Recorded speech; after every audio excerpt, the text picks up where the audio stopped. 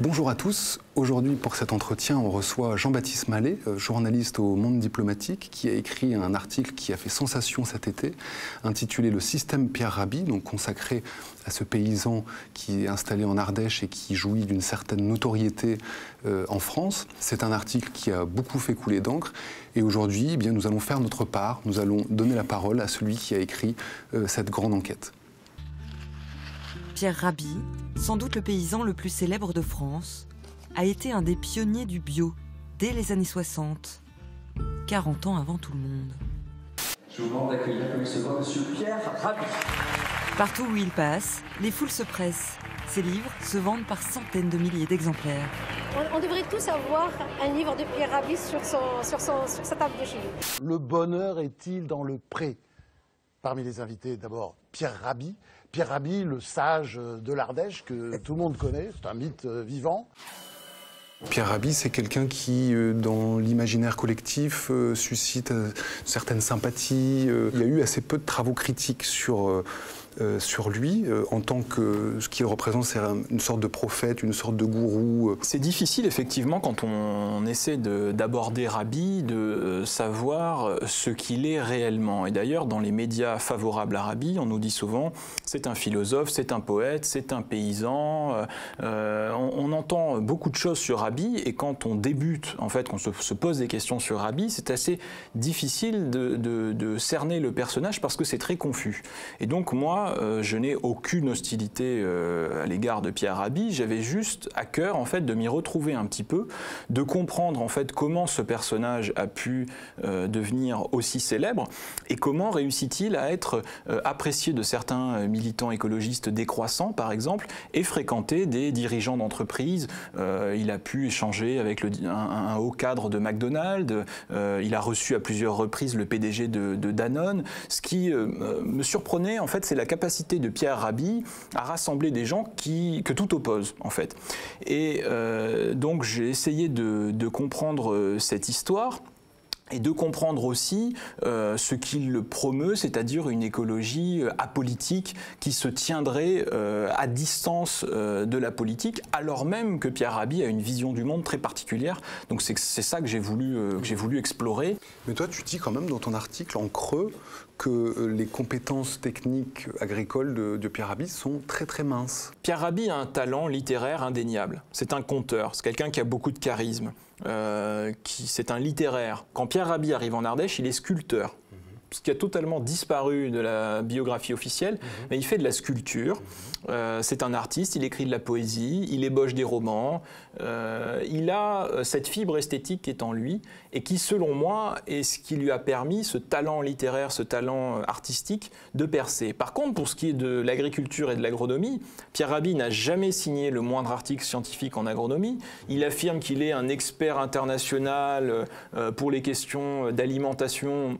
Il n'y a jamais eu d'études signées par Rabhi d'envergure, soulignées par ses pairs. En agronomie, en fait, la pensée de Pierre Rabhi est très limitée. Et moi, qui ai lu énormément de Pierre Rabhi durant cette enquête, je me suis aperçu que la plupart de ses livres relèvent plutôt du livre de morale ou de spiritualité que de livres sur l'agriculture à proprement parler. Et donc oui, il est vrai que dans ces formations, on apprend des bases peut-être pour le maraîchage, mais ça reste très rudimentaire. Et je pense que c'est une erreur de considérer que Pierre Rabhi est un expert des questions agricoles. Qu'est-ce qui t'a mis la puce à l'oreille pour enquêter sur Pierre Rabhi? Qu'est-ce qui a été le déclic? Comment tu t'es dit, comment tu en es arrivé à... D'abord, tu as passé combien de temps à faire cette enquête? Comment ça s'est passé? Alors, sur l'enquête Rabhi, j'ai passé environ 4 mois à lire Rabhi, à travailler beaucoup en bibliothèque, parce qu'une investigation, ça commence souvent en bibliothèque, à consulter des bulletins, les bulletins des associations. C'est un gros travail de lecture. Après, j'ai épluché les comptes des associations, j'ai rencontré les protagonistes, je me suis rendu en Ardèche. Je suis également allé à une conférence à Montpellier de Pierre Rabhi dans un salon du bien-être. Moi, ce qui m'a mis la puce à l'oreille, c'est que parfois Rabhi est est invité par des organisations qui sentent le soufre. Il peut parfois avoir une proximité avec des milieux à dérive sectaire qui m'ont mis justement la puce à l'oreille. Quand je suis allé à Montpellier, ce que j'ai découvert, c'est que Rabi intervenait dans un colloque, enfin ça s'appelait colloque, même si je trouve que c'est un titre un peu ronflant, où on trouvait beaucoup de charlatans. J'ai ramené des gélules pour réparer mon ADN. On y vend de l'huile d'olive ozonée pour soigner des maladies. Des machines à ondes scalaires vendues 8 000 € l'unité pour soigner certaines maladies. Il y a eu des conférences de télépathie. Voilà, dans un monde en fait de la pseudo-science et du charlatanisme, en fait, Rabi est comme un poisson dans l'eau. On vendait aussi des machines pour purifier l'eau. Enfin, des choses qui quelque part m'ont mis en effet la puce à l'oreille. Une rencontre maintenant, vous ne connaissez peut-être pas son nom, mais il est devenu une référence de New York à Johannesburg. On l'appelle parfois le Gandhi ardéchois. Pierre Rabi, 74 ans, était un simple ouvrier. Il est devenu paysan, un paysan philosophe, paysan écrivain, et son modèle de sobriété a fait école. Des milliers de personnes se revendiquent de lui. On vient du monde entier pour le rencontrer. Et donc, il arrive dans les années 60 en France. Là, il va travailler un petit peu en usine comme magasinier. Il va souvent laisser dire qu'il était ouvrier à la chaîne, mais ce n'est pas la réalité. Il est magasinier, comme il me l'a confié lui-même à ce moment-là. Et à l'époque, il est très, très catholique. C'est à 17 ans qu'il s'est converti au catholicisme. Il a abandonné son nom de rabat, qui est son nom de naissance, pour le nom de Pierre, qui est son nom de baptême. Et il est à l'époque un catholique intransigeant, et il écrit dans le texte inédit que j'ai trouvé, donc le texte de 1964, Folie de la croix, voici ou voilà un extrême vivifiant. Et donc Pierre Rabi est un fou de Dieu début des années 60, et ça il le reconnaît lui-même aujourd'hui. Et dans ce contexte-là, il va rencontrer des prêtres, et ces prêtres vont le mettre en relation avec un personnage qui s'appelle le docteur Richard, qui vit en Ardèche. Le docteur Richard qui a encadré un chantier de la jeunesse sous Vichy, qui est un médecin conservateur, qui déteste les villes, la modernité, les grandes infrastructures qu'on construit sous le gaullisme, et qui défend le patois, le terroir, les rebouteux, et qui veut construire un parc naturel pour sanctuariser la nature. Et donc c'est dans ce rejet très droitier de la modernité que Pierre Rabi va construire sa pensée. J'ai appelé ce matin Caroline Bourré, qui est la responsable du fonds de dotation, et puis collaboratrice très très proche de Pierre Rabi. Tout à fait. Et alors elle, pour répondre à ce que tu viens de raconter sur ses origines, et puis le fait qu'il y a très longtemps, il ait rencontré des personnes qui sont, donc selon ton enquête, des personnes qui sont proches de l'extrême droite et du régime de Vichy, elle dit non mais c'est incroyable, on va lui reprocher des rencontres qui se sont passées il y a 50 ans, et alors voilà. Qu'est-ce que tu en penses? Alors moi, je ne fais pas le reproche à Rabi de penser ce qu'il pense, et j'ai lu par exemple Gustave Thibon dans le cadre de cette enquête. Gustave Thibon, c'était un paysan enraciné en Ardèche qui a donné des conférences dans les chantiers de la jeunesse sous Vichy, qui a été acclamé par Maurras en 1942, qui est un grand intellectuel. Incontestablement, mais un intellectuel anti-moderne, un intellectuel anti-lumière, et qui était proche de l'extrême droite. Et je n'ai aucun problème dans une démocratie avec le fait que des intellectuels puissent être d'extrême droite et avoir les idées qui sont les leurs. Ce qu'il faut savoir, c'est que Rabi a eu un rapport avec Gustave Thibon qui était un rapport de disciple et de maître, en fait. Rabi est allé souvent rencontrer Thibon, Thibon a déjeuné chez Rabi. C'est la secrétaire de Gustave Thibon qui m'a raconté ça. Et je ne lui reproche pas d'avoir fréquenté Thibon. La seule chose que je me permets de signaler, c'est qu'en fait, Rabi a récupéré cet héritage intellectuel dont il a hérité. Il a modernisé, lissé certains aspects de cette pensée, mais en réalité, ce sont ses prédécesseurs intellectuels. Donc il ne s'agit pas d'instruire une chasse aux sorcières. Il s'agit simplement de comprendre comment, eh bien, aujourd'hui, Pierre Rabi peut dire les Lumières, c'est l'obscurantisme moderne, par exemple. En fait, dans le discours de Pierre Rabhi, qui est qu'il faut réenchanter le monde avec la spiritualité, se reconnecter au cosmos, laisser une place pour le divin dans sa vie, accepter une part d'irrationnel, eh bien, il y a une filiation intellectuelle. Et moi, la seule chose qui m'intéresse, encore une fois, c'est pas de dire Pierre Rabhi était proche de l'extrême droite, etc. Non, c'est de comprendre ce que pense Rabhi à partir des gens qu'il a fréquentés et comment s'est construite sa pensée. Qui est cet homme qui inspire Nicolas Hulot? Je dirais d'abord, d'un point de vue personnel, c'est une de mes plus belles rencontres. Fait partie des gens qui m'aident à me structurer. Qui met des mots sur les tourments de la comédienne Clémentine Célarié. Tu formules des choses qui sont en nous, tu vois, et qu'on n'a pas identifié forcément toujours, tout de suite. Et... C'est inconnu du grand public qui donne 50 conférences par an. Ça le comble à chaque fois. Ils ne viennent que par le bouche à oreille écouter ses réflexions sur l'état de notre planète. Quelques chiffres quand même. Pierre Rabhi a écrit 19 livres, ce qui représente 1,16 million de livres vendus. Tu écris dans ton article, donc, le système Pierre Rabhi, des rues, des parcs, des centres sociaux, des hameaux portent le nom de ce saint laïque, promu en 2017 chevalier de la Légion d'honneur. Dans les médias, l'auteur de Vers la sobriété heureuse, donc chez Actes Sud en 2010, jouit d'une popularité telle que France Inter peut transformer sa matinale en édition spéciale en direct de son domicile. Ça, c'était en mars 2014. Et France 2 consacrait 35 minutes à l'heure du déjeuner, le 7 octobre 2017, à louanger ce paysan, penseur, écrivain, philosophe et poète qui propose une révolution. Donc on voit qu'il a quand même une certaine présence dans les médias, dans des documentaires. Il y a eu une dizaine de films, long métrage, moyen métrage sur lui, qui sont tous de la même tonalité, c'est-à-dire le paysan qui retourne aux sources, qui retourne à la terre. Donc, finalement, qu'est-ce qui te dérange là-dedans? Tu es contre le compost? Tu es contre les économies d'énergie, les éco-gestes? Qu'est-ce qui t'attire dans ce personnage? C'est vraiment, encore une fois, il n'y a rien qui me dérange. En revanche, je pense qu'il faut avoir quand même des éléments critiques pour penser ces choses-là, parce que souvent, Pierre Rabhi, quelque part, adresse une promesse aux gens. Il leur fait la promesse que s'ils se reconnectent à la nature, s'ils retournent à la nature, s'ils se changent intérieurement, alors ils changeront le monde.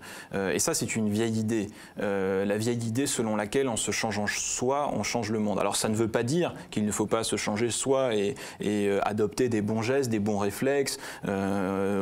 L'histoire sociale montre qu'une pratique d'un boycott peut avoir un effet politique évident dans certains contextes. Donc, je ne jette pas le bébé avec l'eau du bain. En revanche, la pensée de Pierre Rabhi peut avoir tendance à dépolitiser les enjeux, à dépolitiser les luttes, et c'est assez manifeste quand on voit que Pierre Rabhi en fait refuse la structuration politique et l'offre politique. Alors c'est vrai qu'elle est insatisfaisante, mais Pierre Rabhi a un rapport très spiritualiste, quasi religieux aux choses, et donc ce qu'il propose, ça relève davantage de l'ascèse intime. Je vais faire les bons gestes, les bonnes choses, ça va être très rassurant pour moi, mais il refuse par exemple la conflictualité. Et ça, c'est important de le préciser, parce que dans l'histoire sociale, eh bien, c'est très rare qu'il y ait des progrès sociaux quand il n'y a pas de conflictualité. Il y a des fois, il faut s'organiser tous ensemble, lutter, combattre. Alors, bien évidemment, on peut combattre avec des techniques non violentes. Je ne fais pas l'apologie là de la violence, mais l'idée même de conflictualité, c'est-à-dire l'idée même qu'entre les classes sociales, il puisse y avoir des intérêts divergents, ça, c'est quelque chose qui échappe totalement à Pierre Rabhi. Pierre Rabhi considère que la classe sociale, ce n'est pas important, qu'il s'adresse à des consciences. Et donc, qu'il ait affaire à un PDG d'une multinationale comme Danone ou à un chômeur, il va tenir à peu près le même discours aux deux, et en expliquant qu'on peut régler les problèmes en ayant une attitude vertueuse. Ce n'est pas la lecture que je fais moi, mais mon opinion compte peu. C'était tout simplement important de le préciser pour cartographier le personnage et apporter un article critique. Alors on va regarder quelques extraits d'un documentaire qui a été produit en 2017, qui a été diffusé en 2017 sur France 2, rediffusé récemment dans l'émission 13h15 le dimanche. Et c'est un documentaire qui s'appelle Pierre Rabhi, Objectif Terre. Et parfois, je dis, mais pourquoi je m'emmerde avec tout ça? Pourquoi je passe pas une retraite tranquille? Le matin, je vais voir les copains, on joue à la... Et Pierre, pourquoi alors? Pourquoi vous passez pas une retraite tranquille? Et pourquoi alors? Pourquoi vous faites tout ça? Parce que je peux pas. Si je le fais pas, je vais pas bien dormir. C'est comme s'il y avait le feu et qu'on dit, moi j'en ai rien à foutre. Ben non, il y a le feu, il faut éteindre. Ça nous interpelle et on y retourne, quoi. C'est un devoir, hein. C'est un devoir. Je sais pas si vous avez des enfants. Eh ben si vous avez des enfants, pensez à vos enfants. Parce qu'on est en train de leur faire un monde invivable. Totalement invivable. Toutes ces salopards de gens qui gagnent d'argent, qui n'ont aucune autre préoccupation que de faire du profit, ils se foutent littéralement de l'avenir de l'humanité. Et... Non, on peut pas. Et là, on est obligé de prendre le maquis. On ne peut pas faire autrement. Donc, dans ton article, tu prétends que Pierre Rabhi n'appelle à aucune espèce d'affrontement politique avec donc les entreprises, ceux qu'il appelle ceux qui font du pognon. Là, il fait un appel à la lutte armée, carrément. Oui, alors là, c'est tout Rabhi résumé. C'est-à-dire que ça commence quand même, Rabhi nous explique qu'il peut pas. Il a 80 ans, mais il ne peut pas abandonner parce qu'il est absolument convaincu que lui-même est une sorte de figure majeure. Il est convaincu il y a une forme de fausse modestie. Même Cyril Dion, que j'ai interviewé pour mon enquête, le reconnaît. Il y a une forme de fausse modestie chez Rabhi. Il dit « je peux pas abandonner ». Et après, en effet, il y a cette charge contre je crois qu'il les appelle les salauds, c'est ça, ceux qui font de l'argent. Voilà, mais ce sont les mêmes qui viennent prendre le thé chez Pierre Rabhi, puisque Pierre Rabhi, il faut le dire, a déjeuné pendant la campagne présidentielle d'Emmanuel Macron avec Emmanuel Macron. Pierre Rabhi, c'est quelqu'un qui a reçu chez lui Jacques-Antoine Granjon, le milliardaire de vente privée. Énormément de chefs d'entreprise assistent aux conférences de Pierre Rabhi, s'inspirent de Pierre Rabhi et parfois rencontrent Pierre Rabhi, et Pierre Rabhi le reçoit volontiers. Il est proche de Jacques Attali aussi, le conseiller occulte de tous les présidents de la Ve République. Il a effectivement rencontré à plusieurs reprises Attali. Rabhi est allé aux universités d'été du MEDEF. En fait, Rabhi a cette posture de critique des dérives de la finance. En réalité, quand un patron vient le voir, il est extrêmement bienveillant. Et c'est le même Rabhi, je dois le dire, qui, pendant l'entretien qu'il m'a accordé, a critiqué ce qu'il appelle le secourisme social, c'est-à-dire l'aide sociale. Parce que Pierre Rabhi considère que plus on donne d'aide sociale, plus il faut produire des richesses, et donc plus on pollue. Dans l'idée de Pierre Rabhi, il faudrait mieux donner un lopin de terre à un chômeur, parce qu'au moins il cultiverait la terre. Alors on pourrait discuter effectivement pour des jeunes qui voudraient s'installer, etc. Mais c'est parce que Rabhi a en tête son idéal et son utopie à lui, c'est-à-dire que nous soyons tous des paysans proches de la terre, liés à une forme de spiritualité. En fait, c'est une nostalgie de l'Ancien Régime. Alors, je ne l'écris pas comme ça abruptement dans l'article, parce que c'est une conviction qui m'est propre. Donc, dans l'article, j'ai à cœur de présenter des faits, de fournir une critique. Mais la réalité, c'est que Pierre Rabhi a une nostalgie de ce qu'il se faisait avant. De la même manière, il est très proche des moniales du monastère de Solan, des moniales orthodoxes. Et donc, j'ai consulté les bulletins des amis du monastère de Solan. Rabhi, tous les ans, va au monastère, donne des conférences. Et là, il parle très clairement de l'importance de mettre le Christ dans nos vies, du rapport au divin. Il y a l'idée, en fait, que le monde changera si on s'engage, en fait, dans une forme d'ascèse intime. Et je trouve que c'est un discours qui contient une forme d'indécence. Indécence parce que des précaires qui souffrent, qui paient des loyers exorbitants, qui se retrouvent au chômage, à galérer, à être humiliés dans l'intérim, à être des coursiers pour des livreurs de plats. En fait, beaucoup dans notre génération aujourd'hui souffrent et subissent cette violence-là. Et Rabhi, dans ses textes, j'en ai trouvé beaucoup, notamment dans les années 90, explique que la pauvreté est une forme, une manière d'expérimenter, d'aller vers l'essentiel et qu'elle permet d'accéder au bonheur. Et alors après, ce projet-là, ce mot pauvreté, il va l'abandonner parce que ça sonne mal et il va au fil du temps, créé le concept de sobriété heureuse, de sobriété volontaire. Et cette sobriété heureuse, c'est vraiment important de la recontextualiser. Donc j'invite les gens, qu'ils soient pour ou contre Rabhi, à lire les textes de Rabhi dans les années 90, et ils liront que Pierre Rabhi fait l'éloge de la pauvreté. Pauvreté chrétienne, en fait. Hein. Plus on est pauvre, plus on se rapproche de l'essentiel. Je crois qu'on perd beaucoup de temps à vouloir adopter une forme d'attitude de pureté morale, d'exemplarité. Nous ne pouvons pas être exemplaires. Nous avons des téléphones dans notre poche qui sont fabriqués en Asie, probablement par des gens qui sont exploités. Nous n'avons pas à culpabiliser de cela, parce que nous ne sommes pas responsables de ces rapports de production. Nous ne les avons pas choisis.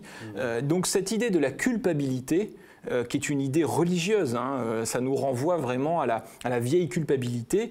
Je pense qu'il faut s'en débarrasser. Quand on n'a pas beaucoup d'argent et quand de temps en temps on mange dans un supermarché hard discount quelque chose qui n'est pas bio parce qu'on n'a pas de fric, eh bien on n'a pas à culpabiliser. C'est pas tout ce discours de la bourgeoisie écologiste de dire on peut choisir de manger des bons produits, ça coûte pas plus cher de manger bio, etc.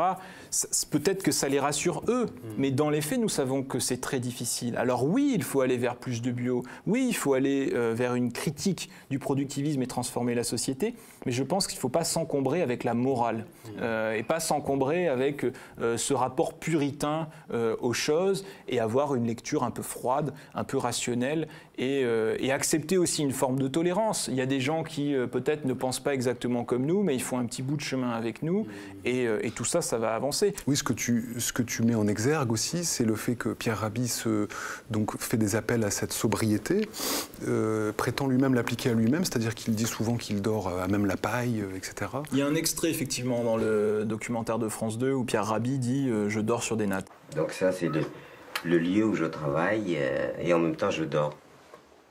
Et je dors sur une natte que je déroule, c'est tout. Parce que je trouve que les lits c'est encombrant. Ça encombre toute la journée, pour rien du tout, voilà, pour quelques heures de sommeil. Donc moi, je retourne un peu à mon enfance. La natte, c'est très facile.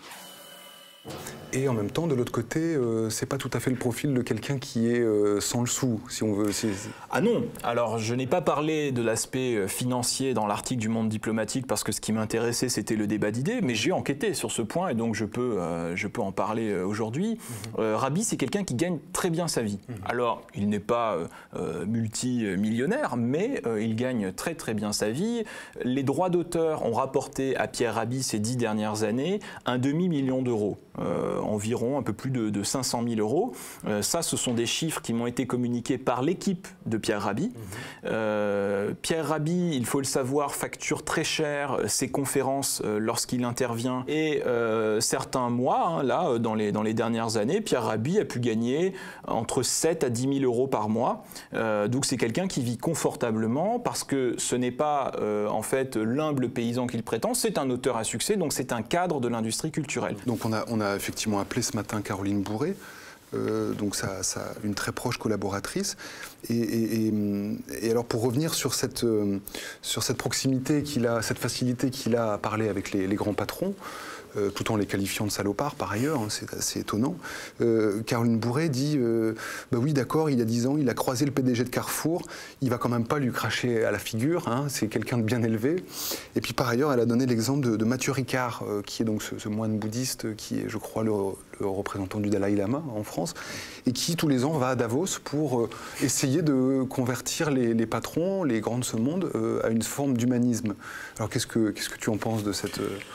Ben, ça me fait penser un peu à ce qui pouvait se passer au 19e siècle, où déjà on avait il y a toujours eu en fait des figures religieuses ou pétries de spiritualité qui expliquaient en fait aux grands capitalistes qu'il fallait changer, devenir gentil, penser un petit peu aux travailleurs, rééquilibrer les choses. Mathieu Ricard est l'expression de ça. Il y a actuellement une exposition de photographie de Mathieu Ricard en marge de ce qui se passe à Arles. Et je crois que c'est Vinci qui a participé, qui a mécéné l'exposition de Mathieu Ricard. Donc oui, ce sont des gens qui peuvent parfaitement crier et lancer l'alerte en expliquant qu'il faut changer notre manière de vivre, mais il faut changer et demander en fait aux patrons des grandes multinationales de changer eux-mêmes. Je pense que c'est une vision extrêmement naïve des rapports de force. Et que ce n'est pas comme ça qu'on va changer la société. Après, libre à eux de le penser, mais selon moi, c'est une écologie qui est plutôt inoffensive. Oui, parce que ce qui est aussi intéressant aussi avec ce personnage que tu décris en creux comme quelqu'un d'assez réactionnaire sur les questions, comme on appelle ça les questions de société, c'est des questions essentielles, mais sa vision des femmes, par exemple, qui sont essentiellement des femmes reproductrices, qui sont des femmes, la mère nourricière, toujours cette assignation à l'image de la femme qui est en gros présente depuis le Moyen-Âge. Il ne faudrait pas exalter l'égalité. Je plaide plutôt pour une complémentarité. Que la femme soit la femme, que l'homme soit l'homme et que l'amour les réunisse. Qu'est-ce qui t'intéresse là-dedans? Ce qui est intéressant, c'est que c'est une vision extrêmement conservatrice, en fait. J'ai dit con, mais j'ai bafouillé. C'était conservatrice, même si, d'un point de vue strictement personnel, je trouve ça très stupide, mais ça, c'est mon opinion et c'est pas le plus important. C'est une vision conservatrice des rapports entre les hommes et les femmes. Je ne vois pas pourquoi, en fait, les hommes et les femmes ne pourraient pas être égaux. Partout où vous allez aujourd'hui, vous êtes écoutés. Quand vous donnez des conférences, les gens se pressent pour recueillir votre parole. Est-ce que vous avez pour autant le sentiment d'être entendu? Maintenant, oui. Maintenant, oui. Pendant longtemps, on prêche dans le désert, c'est le cas de le dire, parce que tout ce qu'on dit est un peu décalé, peut-être un peu prophétique, si vous voulez. Les conjonctures ne démontrent pas que ce que nous disons a de la pertinence. En fait, Rabhi est carrément passé à côté des Lumières, puisque Rabhi est un anti-lumière. Quand je l'ai interrogé à ce propos, il m'a expliqué que c'est avec les Lumières que les choses avaient commencé à dérailler. Moi, je pense strictement le contraire. Dans l'histoire sociale, les Lumières sont un moment clé pour questionner la légitimité du pouvoir. Quand quelqu'un a du pouvoir, en lui posant la question de sa légitimité, eh bien, on amorce une critique et on peut amorcer une transformation sociale. Aujourd'hui, on pourrait questionner la légitimité d'un grand dirigeant d'une multinationale.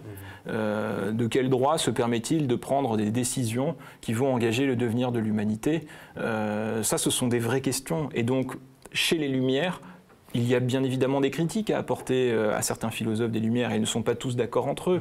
Mais chez les Lumières, il y a des armes dont nous pouvons nous saisir, notamment la critique rationnelle du monde qui nous environne, notre entendement, pour, selon moi, cheminer et transformer le monde. Et donc Pierre Rabhi décide de jeter les Lumières à la poubelle. Ça le positionne aussi dans la grande histoire des idées. Les Lumières, le rationalisme, le matérialisme, le marxisme et tous ceux qui sont finalement, qui ont tenté d'apporter une réponse structurelle, politique et rationnelle à la domination sociale, quoi. Absolument. Pierre Rabhi a des mots très durs à l'égard de tous les intellectuels des années 60 et 70. Quand je lui ai parlé d'André Gorz, qui est un des pères de l'écologie politique en France, de la pensée de Moscovici également, non pas le commissaire européen, quand je lui ai parlé de cette écologie politique en France qui se structure dans les années 60-70, il a balayé ça d'un revers de manche en m'expliquant que ces gens-là étaient très rigides, un peu idéologues. Et donc en fait, Rabhi est passé complètement à côté de l'histoire intellectuelle de l'écologie politique française. Et lui surtout, il lui oppose les solutions individuelles, plutôt que l'organisation d'une contre-offensive ou d'un rapport de force qui permettrait justement d'en finir avec cette domination des multinationales sur nos vies, quoi. Absolument, et sur ce point, sur l'idée clé que Rabhi propose un changement individuel, il faut rappeler une chose très importante. C'est le fabliau du colibri qui a fait le succès de Rabhi. Dans ma campagne électorale, quand les gens me disaient « mais qu'est-ce que je peux faire ?» etc., je citais la fameuse légende du colibri, où c'est une légende amérindienne qui dit que il y a eu un incendie de forêt et tous les animaux étaient atterrés, ne savaient plus que faire face à cet incendie. Alors lui, à l'occasion de cet incendie, il ne renonce pas. Il va prendre quelques gouttes d'eau dans la rivière et il vient les jeter sur le feu. Et à un moment, il repart, donc il s'active, et à un moment, Et à un moment, le tatou, énervé par ce mouvement, lui dit mais qu'est-ce que tu fais, colibri? Tu sais bien que tu ne pourras pas éteindre le feu avec tes gouttes d'eau. Et le colibri qui répond, je sais, mais je fais ma part.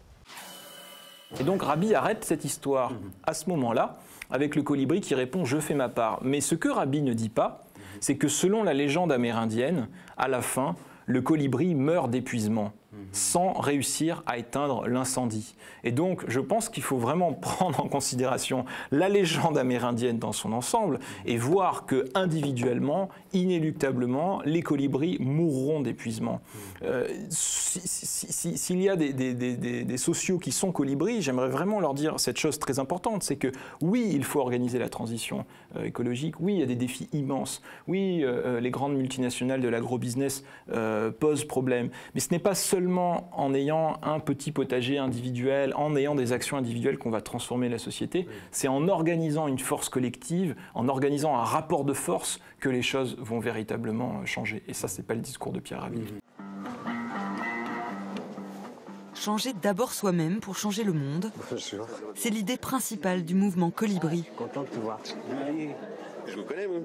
Un collectif que Pierre a fondé il y a 10 ans avec Cyril Dion, le réalisateur du film Demain, et quelques artistes et intellectuels engagés, comme l'éditrice Françoise Nyssen, notre nouvelle ministre de la Culture. Et Cyril Dion, quand il parlait à l'époque, quand il était à la tête des colibris, insistait bien sur le fait qu'il faut toujours être positif. C'est ce qu'on appelle dans l'industrie culturelle le feel good.